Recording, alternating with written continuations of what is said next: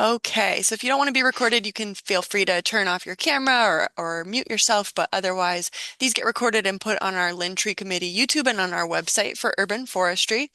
This is going to be the fourth meeting of the Lynn Tree Committee. This is mostly an advisory group and a discussion place to kind of get the conversation going about urban forestry and trees in the city of Lynn as we prepare to develop our urban forest plan, which I'm super excited about. So thank you all for being here. I do have some slides, so let me see. I'm always trying to, there's my entire email. How is this? Are people going to be able to see the slides? I won't be able to see you. Do you see the presenter view or do you see the actual presentation? That's the presenter view. Oh no. I'm so bad at this, you know? How about this? Is that the There you go. slides? Oh my goodness. I try to get this going, but I always mess up somewhere, so I like to get out of the way early. Um, Great. So this is our fourth meeting. Thank you guys for coming. I know it's right before the holiday season, so many of you may be watching the recording. Thank you for watching the recording if you're doing that. Feel free to send me an email or give me a call if you have something you want to discuss that we don't get to tonight. But I was thinking we could do a little background as we always do, so for anyone who might not have been on a call before. And then we can talk about fire for a bit. Some updates for the whole urban forestry program. Especially excited about early career programming. We did a lot of the things that people talked about in the last Lynn Tree Committee meeting, which I'm always like, if stuff happens that we actually wanted to do, and then we did it in a month, that's always really good. And then just continuing to plug for new tree requests for spring 2025. And then I just want to hear from you guys. So let's jump right in. Just for anyone who might not know, Tree Committee is a citizen group that works with public agencies to help improve the trees in the city. They can do that in a bunch of different ways. It's different in every city in Massachusetts. And we formed as an advisory group, not any formal seats or anything. Anybody is welcome and more than able to add their input as we advise and make progress on this program. The wrong month is highlighted here. We are in December. I think most people are probably aware of that. But what we want to do is preserve and protect and promote the urban forest inland. And I really want to hear from you guys, the residents, what I can be doing, what you want to see us do in 2025. This meeting, I think that'll be a good opportunity. So think about that as we go through.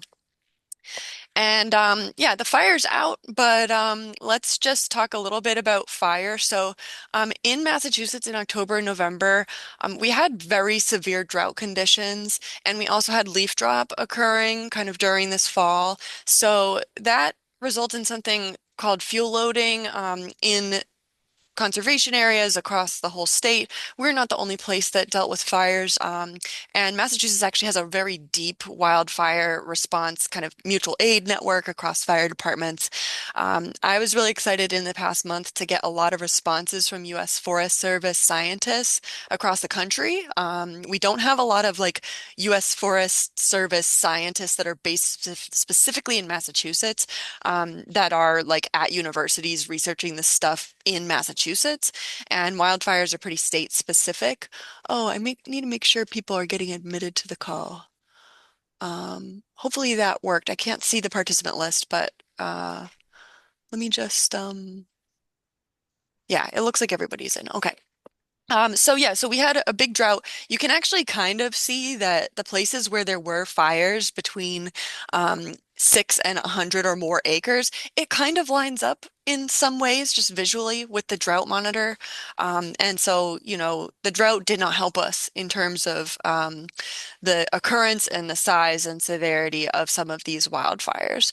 I do want to really commend our mayor's office, our fire department, and our tree warden, who's also the Linwoods Park Ranger, Dan Small, for some pretty excellent work in kind of tracking the conditions out there, making sure that everything was safe, and the fire department as well.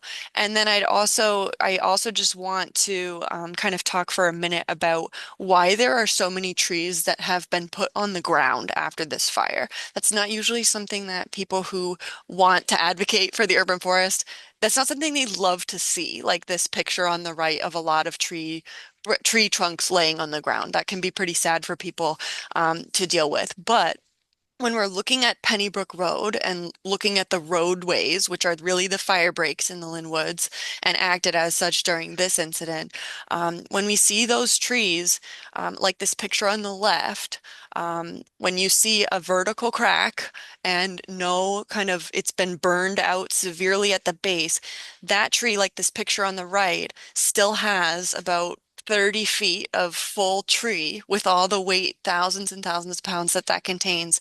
And this tree right here is leaning over the road. Now, this is not something that your average park recreational user will notice or see or be able to get out of the way of if it were to be structurally compromised and kind of fall apart. So we went out and looked, walking behind the trees to make sure we got to see the side that the fire came at them from. And we did look at which trees were more risk prone than others. And we only removed what we had to remove for a public safety standpoint. So it was quite a lot of trees. If you do go out there, and this advisory in the middle came out of the mayor's office a few days ago. You will see trees on the ground. I am not worried at all about the ability of this forest to regenerate. So if you have questions about that, happy to talk about that further. But we did have a mechanized operation kind of starting at the beginning of the week was 12, I think it was 12, 10, or 11 that they started out there. We were able to go out and kind of see the work and make sure that it was going to be safe and how it was progressing. And it was Iron Tree Service that was able to kind of mitigate the trees of concern that we had out there over those roads. They started at Pennybrook and went through. And Dan really coordinated that work. It was published in the media that it was $100,000 worth of work. We saved a significant amount of money off of that. So we did this work and reopened the woods for about half of that. And that comes from really cooperating together across departments to try to um, get some procurement so that we're not, spending tons of money removing tons of trees. We want to really be doing only what we have to in terms of removal to open the woods back up and keep people safe while keeping the forest safe. Now this is really exciting. So to me, I'm really excited about this. There is an opportunity for us to collaborate across a region to develop a community wildfire protection plan. This is with federal funding that came out of the BIL. So this is money from like 2022 about, and it's a 5-year thing, and it provides a significant funding opportunity to develop a plan of how we should respond to wildfires, prevent them. This is not a suppression grant, so this doesn't do things like buy you fire trucks. It does open up the opportunity once you have the plan in place to actually fund those projects much easier because those projects are then called for in a plan. So you can refer to that plan and then qualify for much more money. So we are looking into this possibility right now. We haven't submitted an application yet. They're due in February. But I would say that developing a plan like this would be very beneficial to us understanding how to manage our forests that we have in Lynn going forward. And this has to do with prevention of fire and reduction of severity of fires, not just for the Lynn Woods, but this also has to do with like homes and fire-wise landscaping could be part of it. Community education could be part of it. So we could actually learn a lot about fire and really learn from this, the Mount Gilead fire. That's the name of the incident in fire incident management is what this one was called. And this would open us up for maybe future applications where we do kind of staff up differently. One anecdote that I heard was that out west and down south, they're really familiar with dealing with wildland fires and brush fires. In Lynn, we are pretty familiar with the Lynn Woods, parts of that catching on fire. It hasn't really been to this size that we saw this year. And I think with climate change, we can expect to see more of this type of thing, especially if the droughts continue. If we have a really dry winter this year, we really need to watch the woods in the spring. And so I think this is a really good thing to go in on with potentially Salem, Saugus, Linfield, Peabody. other communities as they have capacity and interest to join. And we're going to be asking our state forester and our state fire warden about what direction they think we should go on this. They have been already helpful in this, but any questions about this from the people who are here?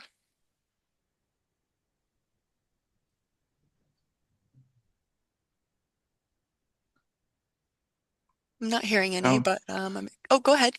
no, I don't have a question, but I think it's good the work you get. I appreciate it. I love little ones, and it's sad to see it go, but um, if it happens. Yes, and fire ecology is something that's super awesome to learn about. So, you know, in the distant history, this whole region would have been managed by native people with fire on purpose Mhm. periodically so that fuels would kind of burn up and you wouldn't end up with long fires. So like hot, like fires that burn for like 1,000 hours. Like you get these fires that have different characteristics when the fuel is different. Now, this fire, when you look at what the fuels were, it was timber and brush, so it was a little bit more than just like leaves on the surface. It was more than that. You can see from this picture that a lot of the trees were burned, 20 to 40 feet up their trunks on the exterior that you could see. If these trees had previous wounds on the inside, not that anyone asked or is interested in this, but if these trees had previously been wounded on the inside or had cavities, or were dead in parts, the fire went up higher than that inside of them and kind of burned out the insides. What really keeps a tree structurally is that outer cambium and kind of the root system underground. We did have soil, like fire creeping underground in the soil on this. So we were thinking about that when we were determining which trees could stay or go. I know you can't really see this tree, but let me go back to this one. You see how it kind of burns out an entire side of the tree? That really means that this part of the trunk is no longer connected to the holding roots, which extend possibly 3 times the height of the tree out from that side of the tree. So if the tree's leaning over the road and that side of it gets burned, which is how the fire approached Pennybrook Road, we really needed to get those trees on the ground. And now Mhm. we need to think about fuel loading in the future because we've got a lot of trees on the ground. So that's kind of what I'm thinking about with this. And the saplings in the spring, there's a seed bank here. This forest is just going to absolutely spring up right in the spring. The fire doesn't destroy the woods. It's part of the woods' ecology, but this was a human caused, not necessarily like intentionally human caused, but due to the drought conditions, mixed with just the recreational use of this park, it could have been anything, but we really thank people who held off on fireworks or fires, having barbecues or running equipment that could cause spark near dry fuels. We really thank people for avoiding that during the time when there was a fire ban because of this. So yeah, now we can go to like regular regular stuff. Oh, one more thing that I do want to share before I get to this though is that it has opened up a really good discussion about forest management planning in the Linwoods. So I'm excited to see what Dan and the DCR forest stewards are very interested in the Linwoods. So maybe we get a forest stewardship plan going as well. That's another opportunity. But these are the opportunities that we have right now, the money we have right now that we are making our way through implementing and actually spending, actually doing projects. So I put this just so that people who might not be as familiar can see this. I'm happy to talk about it more at any point, but I will just kind of go through these quickly so we can get to the discussion. This is the main reason I'm here is to plant trees in these neighborhoods that are identified by our federal grant and to do these deliverables on the left, which include planting, working on the urban forest plan, planting 150 trees, and starting the youth program. Here's where we are at with tree planting. We're still at 32. You don't plant trees in the winter time unless you have your operation going like for multiple years. Then you can kind of have trained experts kind of planting off season. But we don't plant off season because we don't have that much capacity to do that, and it's bad for the trees. So we would not have the ability to get them through difficult periods, except for our lovely Liberty Tree Day tree, which we kept alive out on the common, even though we planted that in this technically summer season. So we're at 32 out of 150, which is a really strong start. I'd like to set a goal of 50 new trees planted, hopefully in collaboration with the DPW in the spring of 2025. and then 50 in fall as well. So to do that, we need people to be requesting. I can plant in the yellow areas. I can get people in touch with the people who can plant on public or private land in the purple areas, which includes my whole area as well. So if you haven't put in new tree requests, you can actually do these for anywhere you think there should be a tree. It doesn't have to be your house. The form actually asks you if you own the property or if you're just kind of suggesting it. So feel free to share this link. It's on our website in a bunch of places. I can send it out additionally. We could make a flyer, stuff like that. But I have gotten, I think, about 5 new tree requests this week. So I think the invitation for this call spurred a few of those. And I'm just seeing the chat come up. So, can we request if we rent? Absolutely, yes. So it makes it a little bit more complicated. Something that we've been trying out and that we need to get going for spring is how to notify and like get full permission from landowners. And honestly, whether we need to do that, this is the public right of way, so there can be a lot of confusion with who like owns between the sidewalk and the street. Technically, any tree greater than 1.5 inches that is in that area is owned by the city. It's not like your tree, and it falls under the jurisdiction of the tree warden. So you can request trees no matter what. Like, someone from Arkansas could come and request a bunch of trees. The next step after the tree requests are made is for me to go out and look at the tree pit. There doesn't even need to be a tree pit there. You can request a tree out there even if there's no tree pit, but I do need to look for above and below ground conflicts to see if we can fit a new tree pit there. Does that make sense?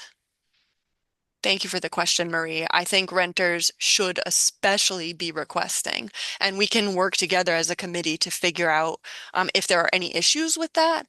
Normally, we just plant the tree anyway, and we give notice that there will be a tree planted. Um, and then if someone really doesn't want the tree, we don't really want to actually plant that tree where they're gonna, not want the tree. We want to understand why they don't want the tree and try to get to the root of that problem and solve that, and then kind of gradually get those folks on board. Most people don't know that this program is happening and are excited about a tree or would have put the request in anyway. That's what we found when we planted the trees on this map. We started with one request on a street, and then we tried to plant as many open tree pits on those streets as we could with DigSafe, and that worked beautifully. We planted, I think, 8 trees on Atlantic Street, somewhere around 6 or 7 on Aspen Street, and then again somewhere around 6 or 7 at the end of Locust Street. So one request can get your whole street planted. And I'm seeing Maria's putting in the chat just for anyone who might be watching that can't see it. There were 2 trees here years ago, but they were cut down, lived in the apartment for 15 years. So yes, renters and people who live in the city, you don't have to be the landowner to request a public shade tree. We really want to do this program to benefit people who are constituents, but you don't have to own the property. Sometimes we do need to work with the property owner, and it's better to do that. The more people who get involved and are aware of the opportunities, the better.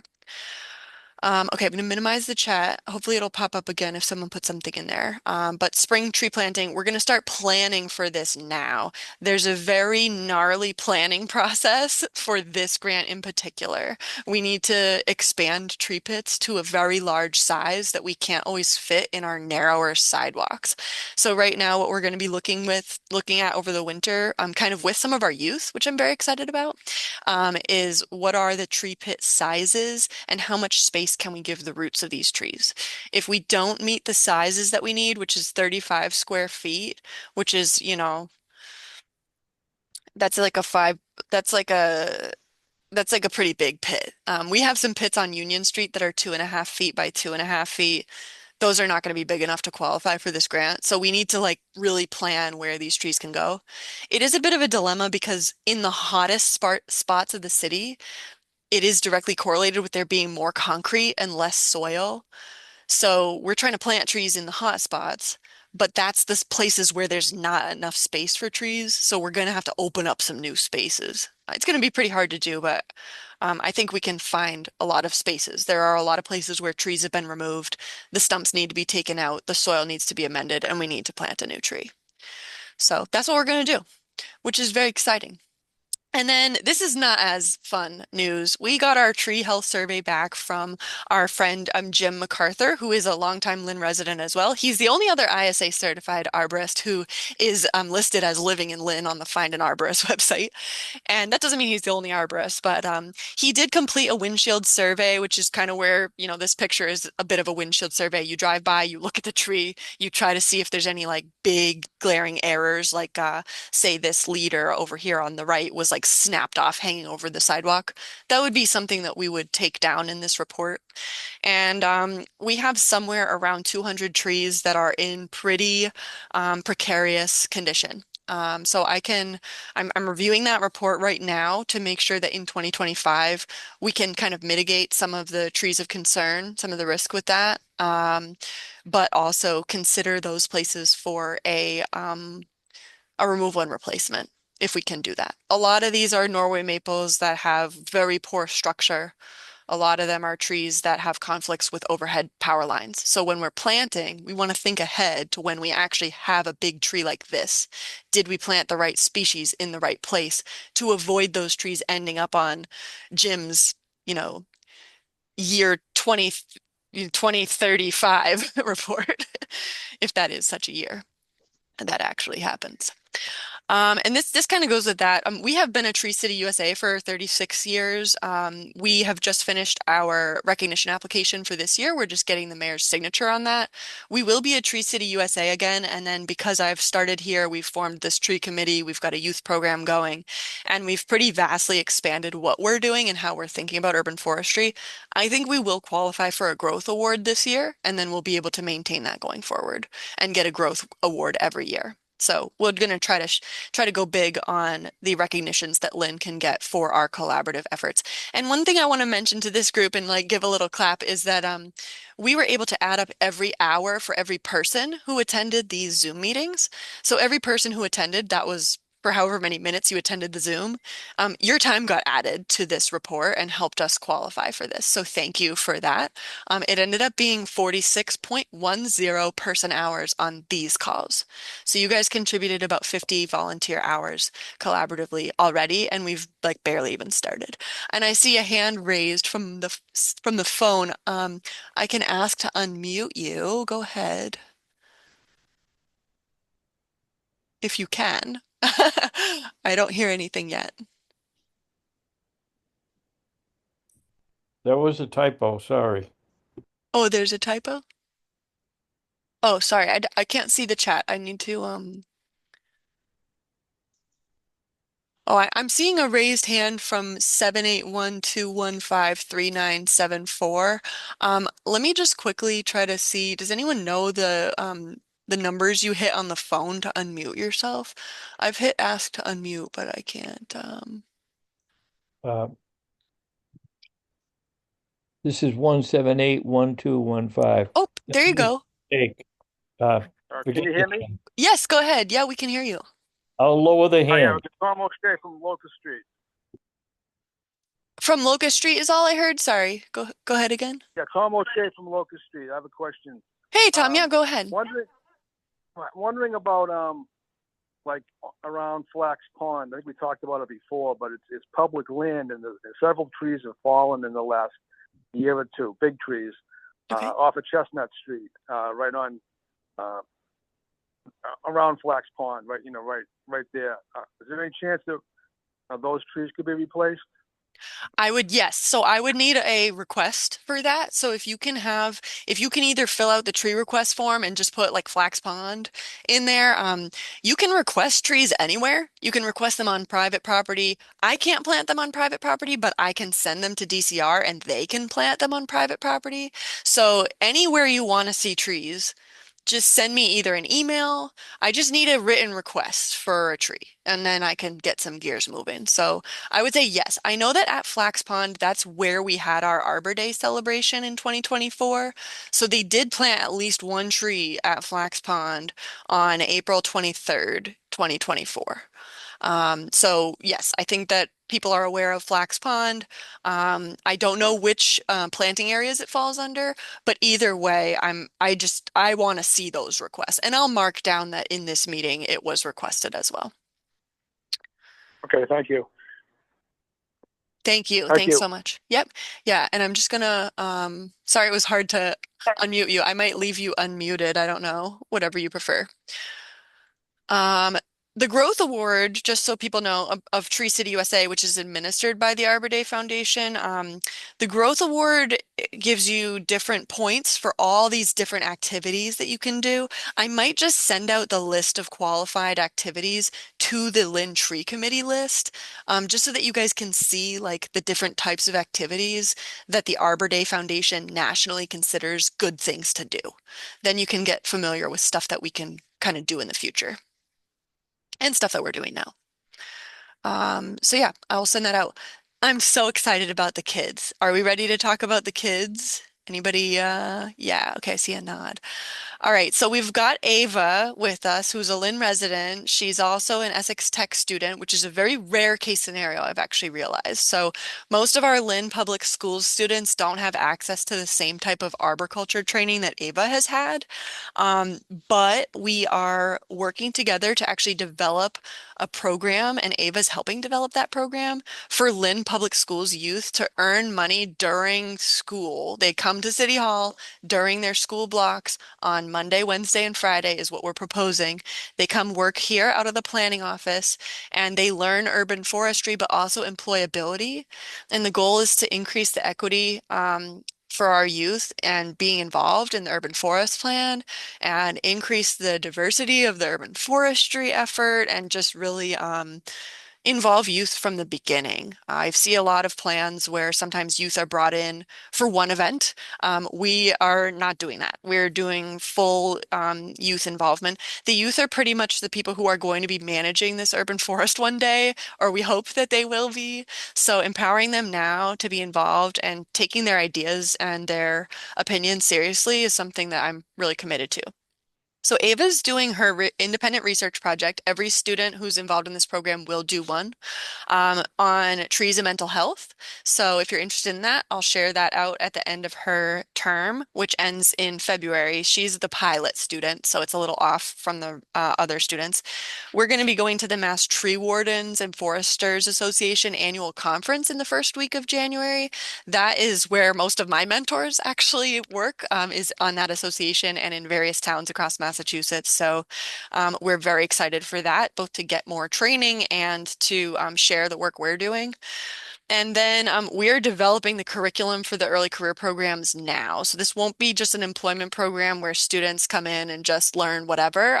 We're going to have a very structured opportunity where we're focusing on urban forestry, but more so we're focusing on employability. So how do you show up to City Hall and work a job, but they can take money home to their families. So um, this is like the wrong picture, but on the right, I had a student who was able to try on my climbing harness, which is not associated with my role in planning, but I am an arborist, and I do have climbing gear, so I was able to go to Girls Inc., speak to about 22 students. This picture is from Lynn English from last month, but there were 22 girls in the teen program at Girls Inc. who were fantastic. This was part of Nicole McLean, Counselor McLean's Youth and Adolescents Task Force. They actually collaborated to kind of plan the event with Girls Inc., and I was their career speaker. The Youth and Adolescent Task Force is a group I really hope to work with more going forward, and I think it's a really good initiative to be involved in to show people that they can have a job like mine and that they can kind of contribute to urban forestry at whatever level they're at right now. And then we're going to have Lynn Public Schools in partnership with Marissa Angeli, who's doing a fantastic job assessing like current high school students' career pathways and trying to make this MyCap program, which allows work placements. So it's like work-based learning. But we're hoping to have two additional co-ops. Ava will not be able to be one of these ones starting in February, but we're planning to have two students, hopefully starting early February, who are working directly on urban forestry with us. And I'll show a little bit of the curriculum later if people want. We're also going to have a summer urban forestry team. I don't have any pictures of them yet because we haven't created those positions or hosted the summer urban forestry team yet. But that would be two additional co-op students. They could be the ones who start in February if they are interested and train and they like it. They could go on to become our crew leaders. We're gonna have two leaders and four crew members on the summer urban forestry team. What we're hoping they'll do is everything from tree maintenance to helping with the urban forest plan. We're hoping to like try to figure out how to get them a field trip to the Arnold Arboretum or at least some other arboretum nearby. But I'm very excited for the capacity they'll add. They're going to do tree identification and inventory as well, so it will help us um, look at the Lynn Common a little closer, I think. And then that's pretty much the update on the youth programs. We talked about this a lot at the last meeting, so I'm going to stop right now and ask if anyone has questions or thoughts about the youth programming. Go ahead, Susan. Hi. Hi. How are you going about recruiting for these programs? Right, so we haven't started recruitment yet because first we need to make sure that it fits within the program budget. So I've basically been mapping out 3 years versus what we have in this grant funded right now. We have $72,000 allocated for the 3 years. So through June 2027, we have $72,000 that we can spend on this program. I would like to spend most of that money on this paying the students rather than getting tons of supplies or hiring a person between me and them. Like those are other ways you could do this. That would reduce the number of students who can be directly involved as soon as possible.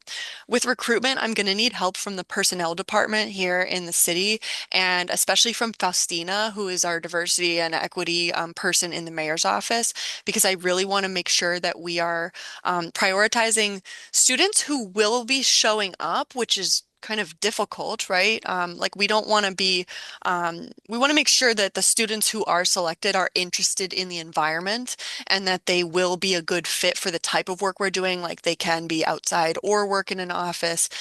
They're committed to the Lynn community. Um, we don't want freshmen and sophomores because I actually am more trained to work with 18 to 30-year-olds than youth. My previous experiences were with Power Corps Boston, which is an 18 to 30-year-old kind of at-risk job training program. Um, and it's a great program, but I really think the maturity level that we need here are folks who are starting to think about what they want to be after high school, what they want to do after their program they're currently in.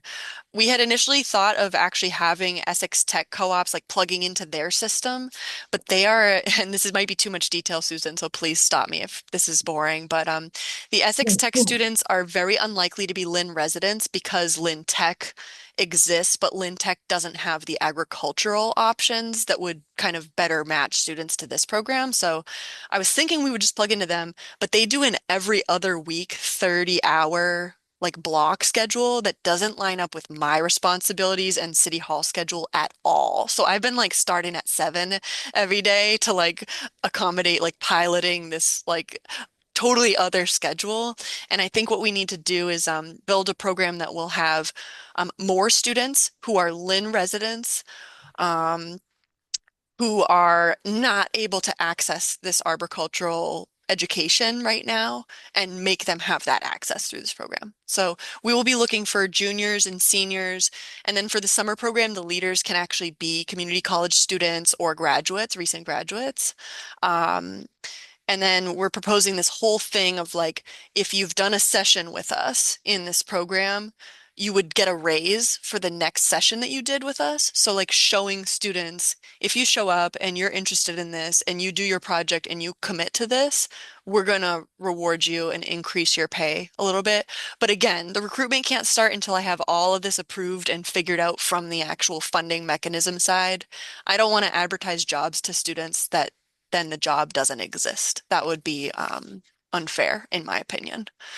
So, but big props to Marissa Angeli and the Lynn Public Schools for actually wanting to try such a creative program where we actually can potentially work with students and they can leave their school, come to City Hall and do urban forestry. We will be doing so many leadership trainings and like things that are not urban forestry, but that will help these students whatever career they choose after this. So I'm very excited about it.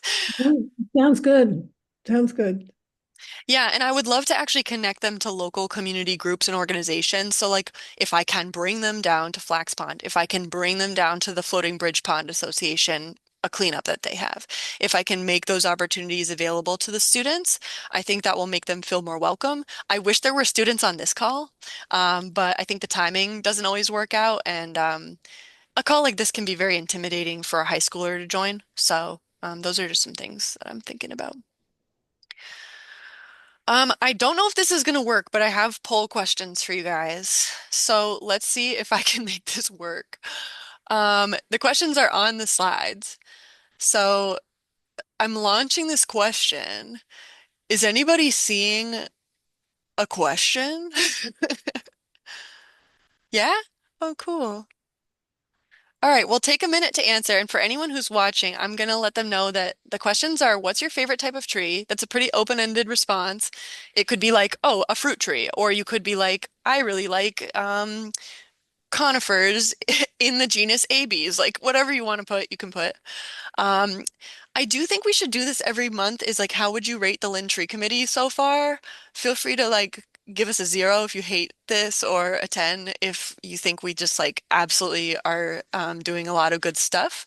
And then there's an opportunity to say what you think we're doing well, what we can do to improve, and what you're excited for in the next year. I'm seeing the chat. In the chat, Marie, thank you. Favorite tree is a cherry tree or a magnolia? Nice. Love that. I love magnolias. There's a magnolia in Lynn that I'm very concerned about that I really want to climb and prune, but I have been resisting the urge because I'm not here as a climbing arborist. I am here as an urban forester. And then a 5 out of 10, so right in the middle of the road. That's pretty good, but I want to see what we can do in 2025 to get up to a higher number for you. So let us know anything we can do better. And I'm seeing some 7s and 8s coming in. That really makes my day. I was really hoping for like 6. Like if we can get past the middle and get up into that positive zone, that's really sweet. So I'll give another minute for the poll to be open, and then it's just our discussion section after that. So more lower end jobs that are easy to complete for older members. That's a really good suggestion. Yes, so I have worked in the past with Boston Age Strong, and we've done like intergenerational projects. Some of the things that are really good for that tend to be like reviewing flyers to see if adults with low vision can read your signs. That was one that I didn't expect when I was in Boston, but I accidentally made a very high contrast sign that I put out on the trees.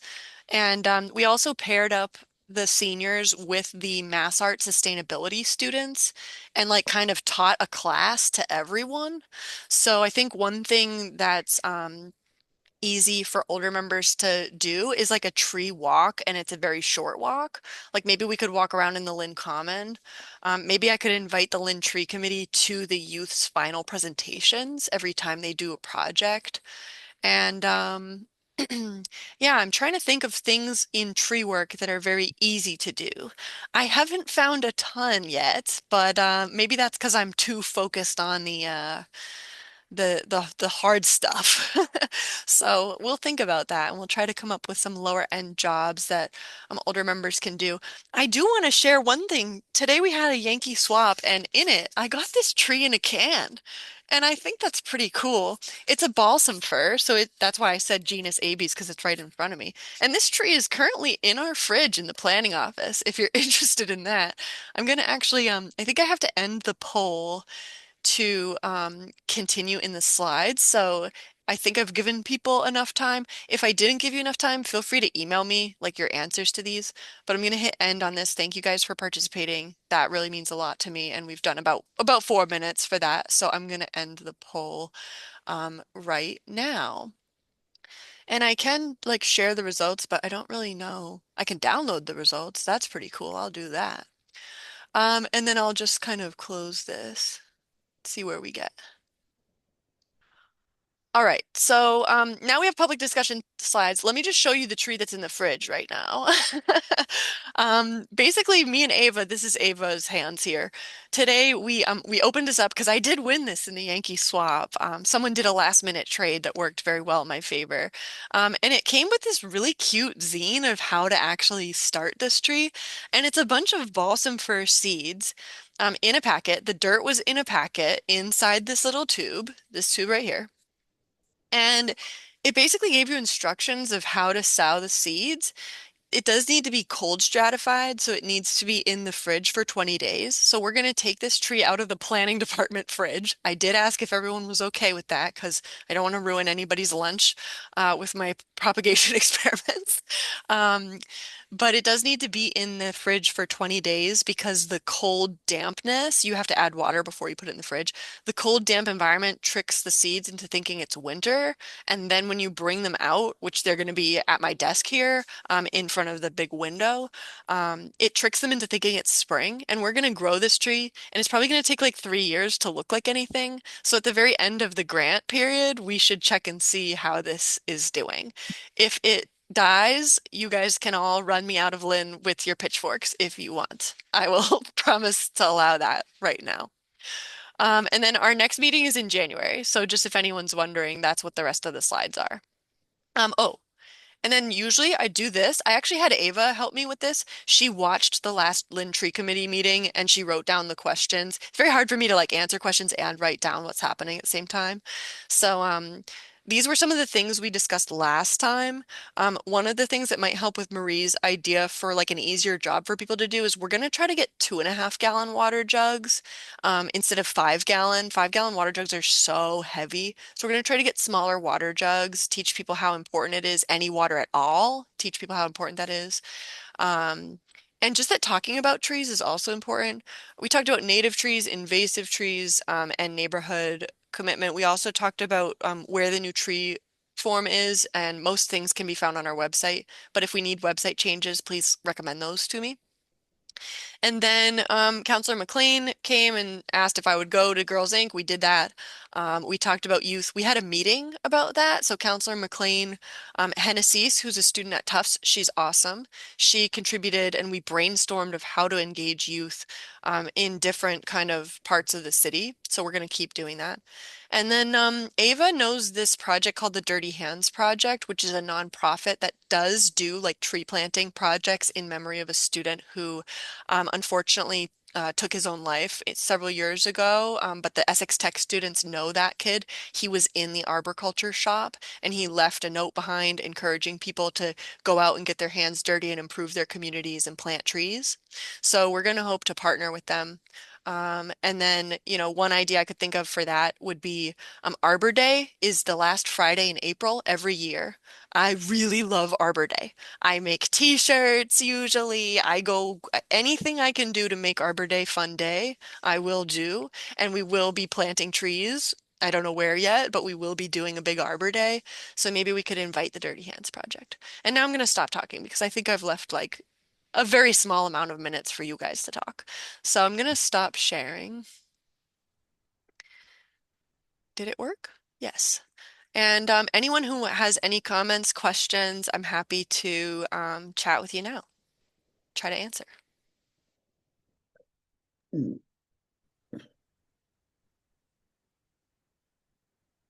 I had a question. It was like you said there was like a tree health report you did.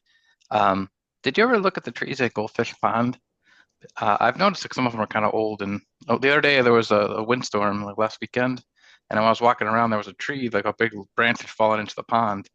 Um, so I was like, maybe the trees are like not healthy, and I wouldn't know. But was that part of the report? So the trees at Goldfish Pond, probably the ones along the street, they might have been part of the report. I don't think that any of those trees would have fallen into our 200 trees that are like first priority for any type of mitigation or work. I could be wrong about that. I still need to review the report in full detail. We received the report, we received the data. All of those points are going to go into our GIS, our map. That's probably going to happen next week, 2 weeks from now, because that was not part of our deliverable from our consultant. Jim didn't map them. I have to map them. He did give the GPS points, so it's very easy for me to map them, but I will check if Goldfish Pond, if there's anything going on there. A second part to that question, I have looked at those trees before, actually with Susan. It was one of the first things that I did. There are a lot of older sugar maples over there. They're in very good condition, but there is some tip dieback, so you'll see branches dying kind of at the end. That can usually be like a soil compaction. I mean, I can't say for individual trees unless I go look at them with the intent to look at them for their health. But it's not like those trees have any specific insect pest or disease outbreak that you need to worry about. There's no construction happening right around those trees that I'm aware of, so that is a big concern. I've been really watching some trees in the Lynn Common recently because construction can be really bad for tree health, compacting the soil down and causing those roots to no longer be able to function the way they need to. Um, Goldfish Pond, I do drive by every day too on my way in. I didn't see that there were branches in the pond, but any branches that come down or trees that you are requesting to be removed, put that in C-Click Fix. That's the app. That's kind of like 311 Mhm. for Lynn. And that will be responded to by the DPW. Any tree work that's needed, so any removal or pruning, that is done by the DPW and it needs to be approved by the tree warden first. So the trees in the parks usually fall under Lisa in the DPW. She's very responsive. So that's the person for trees in parks. This report that we did mostly focused on public shade trees, so trees along the right of way, along the side of the Mhm. road. Um, we do not have a full tree inventory for the City of Lynn, including all of our park trees. It's a very good project idea for youth program participants to pick a park and really go in on those trees, identifying all of them, inventorying all of them, mapping them, maybe doing a draft like plan for succession planting or something like that. I think our youth would be very helpful in those regards. I Thank. live on Goldfish Pond, and I actually was out there a couple days ago, and yes, the one of the smaller traffic islands is where I think the tree that you're talking about and a large limb, it was already gone by the time I saw it, but I heard it had come down, and when you look at the tree and what's left of where the limb was, it does not look, to my eye anyway, that it's very healthy. And there are a couple other trees there that are really, I guess, old. So if a neighborhood group was interested to get involved with a youth project, how would that work? Yeah, I would say just directly email me and we can work something together with maybe with Lisa. The capacity right now is really to do those during the summer or during this fall term after we hire our youth students. The other thing is that it always helps to just email me if you have a question about the trees. I wouldn't mind seeing a picture of that tree in particular. Usually I do forward those along to the tree warden and the DPW. And sometimes, like if the tree really needs to come out, they are going to take the tree out, and that is better for our urban forest long term because we can replant that area much sooner. If the tree that's like broken in half or whatever it may be that does need to come out, if those trees are removed sooner, we can plant there sooner and get that next tree kind of in there. But it never feels great to see a tree removed. And I would say that if the tree is not threatening the roadway or the sidewalk at this time, which I know it's hard to tell, usually you'd have an arborist tell. I will be going to tree risk assessment training this winter as well, so I myself will also be better equipped to tell people exactly like what the risk rating for a tree might be. Um, but yeah, I would say just an email, but it's also on my radar because of this discussion. So I may go take a walk around Goldfish Pond with Ava like tomorrow. Um, so maybe I'll see you guys out there. Okay. Okay. It might be Thank very you. early. We'll see. Yeah, you're welcome. And one thing that comes to mind for that, I know I want to hear your guys' ideas, but one idea for that is a heritage tree program for Lynn. So identify where the big old trees are, try to put together some of the history, try to find some old photos. Those are some things that people can really help me with. If you find an old report about Goldfish Pond, send that my way. I collect those things and um have an absolutely insane tree inventory of like every tree I've ever learned about. Um, there's some trees in Canada on there, it could be anything. So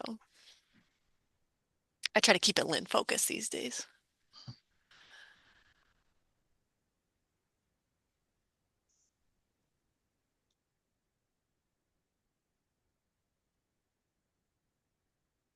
We The got, other thing to think about is I've been involved with the Lynn Cultural Council oh that yeah.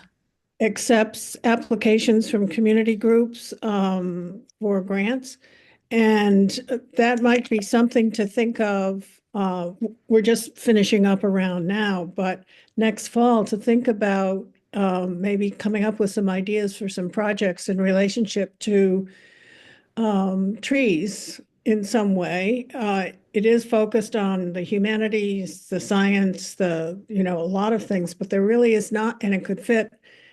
We've seen a couple things that are related to science. It may be in there, but I think it's an opportunity at least to think about when it comes to activities in the city that might relate to That's a what we're Fan doing. fantastic point. Fantastic point, Susan. Lucretia in our office works on arts and culture in Lynn, and I'm always trying to be like, Lucretia, what can we do with art and trees because they're Yeah. so intertwined. Hannah Cease is also takes photos of trees like in her spare time. So I think there's an art project oncoming. I almost applied for one of those grants actually to do a zine.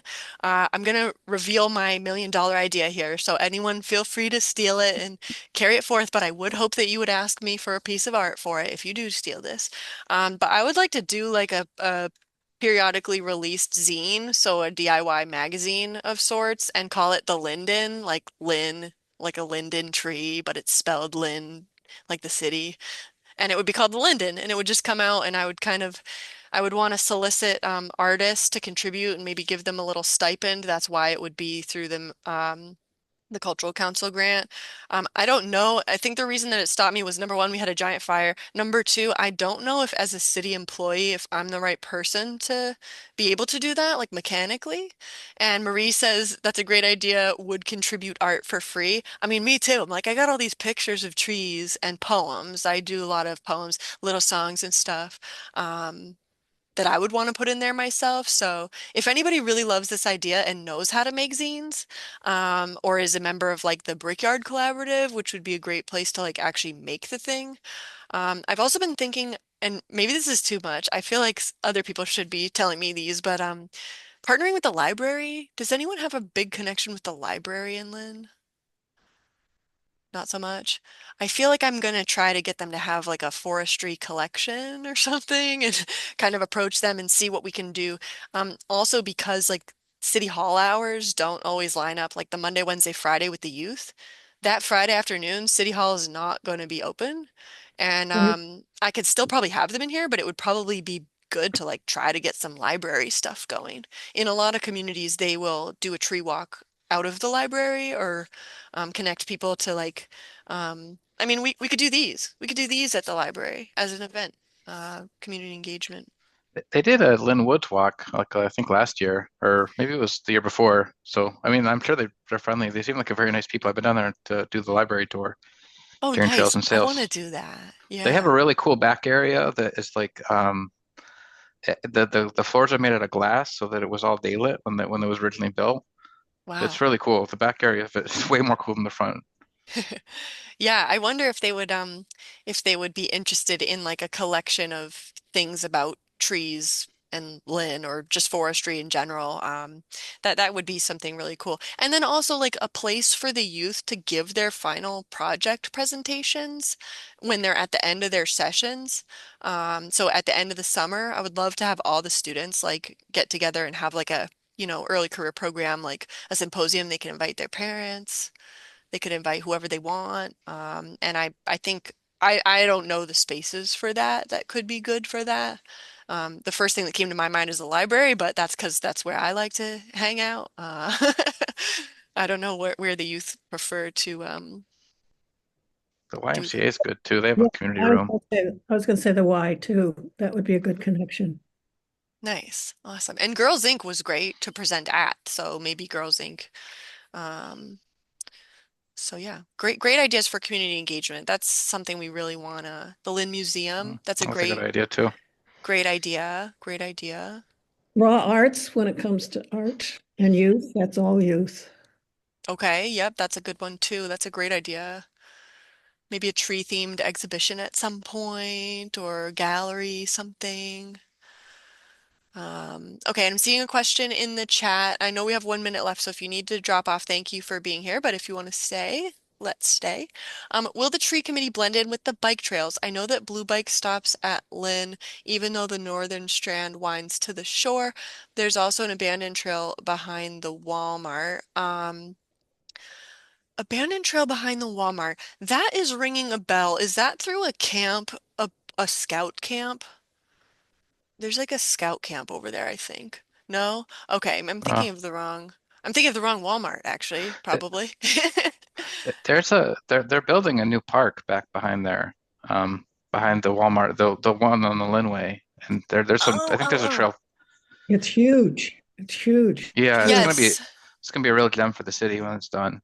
Yes, so those things we would think of in urban planning as capital renovations. So when you're completely redoing a street, when you're completely redoing a park, those are capital changeovers. They're usually administered by a different department. Like the planning department doesn't actually like do those projects, but I was able to get the arborist report from the Northern Strand project, and I am looking at that for the replanting. And I do try to network with the other departments to try to get a bigger scope and understanding of all the departments that work with trees in some way or another or impact trees in some way or another.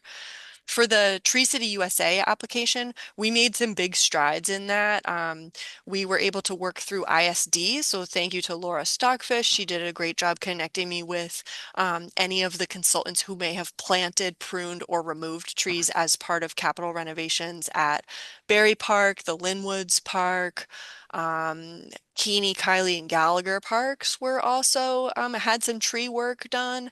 And I think community development was working on Berry Park. There was several trees planted. Those numbers all made it into our application. That's just a really good thing is to make sure that all the city departments and all the public agencies, because Northern Strand is a DOT, it's like a state project, it's not a city project. But to make sure we're understanding the full cycle of capital improvements and where trees are going in. Um, Hopefully we will be looking at like site review when there's new developments and trying to see what opportunities there are for urban forestry there. Currently, the strand physically stops at the market basket, but if it was cleaned up, I'm fairly sure it goes to Red Rock. So the northern strand part is being built right now. They're in the construction phase. They did have Mayor Tree Service out to do a good job with pruning and putting trunk armor on those trees so that during construction, the trees are being protected according to the specification that DOT put out, and that everything is happening according to the arborist report, which was done by a combination of arborists, not just one. It was the DCR East Region arborist was involved on that one. Thank you, Scott. Thank you for being here.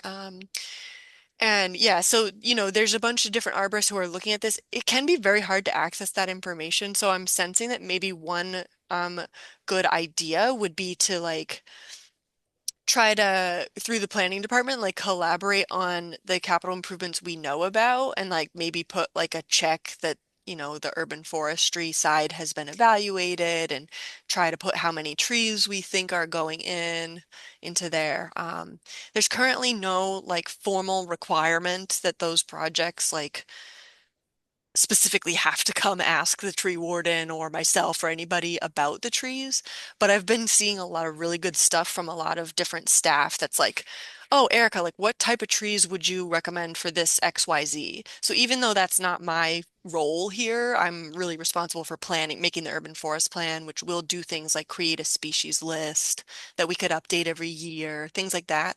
Um, there, people are asking the question, which is like really good. You don't always see that. I was in Boston before, and it was very hard to work across departments, sometimes when you were, you know, trying to work with so many different people. So seems like everyone in Lynn really loves trees, which is incredible. Continues to be a great thing. Maybe not everyone, but a lot of people. So, all right, and it's 7:03. If anybody on the line still has a question, I'm happy to still answer. Not this time, but maybe next time, um, is talk a little bit about the microforest that they're doing in Swampscott off on Paradise Road. Okay, specifically that one, I will ask them about that and look into that. I didn't know that did they announce something about it recently or I think I heard it because I'm on the conservancy list and I've noticed some signs up there recently and nice. I don't really know much about it. I definitely can talk about mini forests as kind of like a little section of our next call. I've planted one in Boston with Mayor Wu at one point, and it seems to be taking off. So we did that one. I've been to the Danahy Park one, which was the first one in New England, and there's been a bunch of others since. Very familiar with the Watertown, the people who are working on the Watertown one. They did an exceptional job gathering all the resources that you could ever possibly want to read about it. So maybe I can reconnect with them and get those resources up here. One thing about a mini forest is if we were to find a location, which some people recommended some locations in the last call, if we were to find a location for that in my planting area, it would drive our per tree planting cost way down, and then we could actually like spend more money per tree on the street trees because we will have planted so many trees in the mini forest. If that makes sense, like it's a very good thing to try to do a mini forest somewhere. Hmm.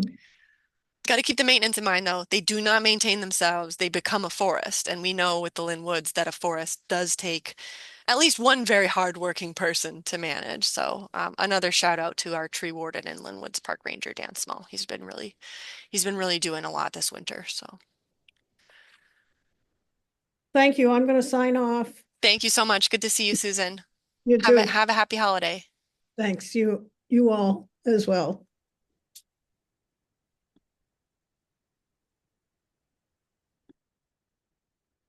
Thanks so much, everybody. Does anyone else have a last minute thing? Thanks, Heather. Good to see you.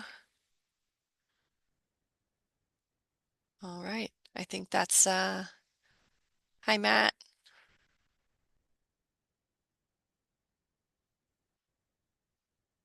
Thanks so much, everybody. Have a happy holiday. See you next time.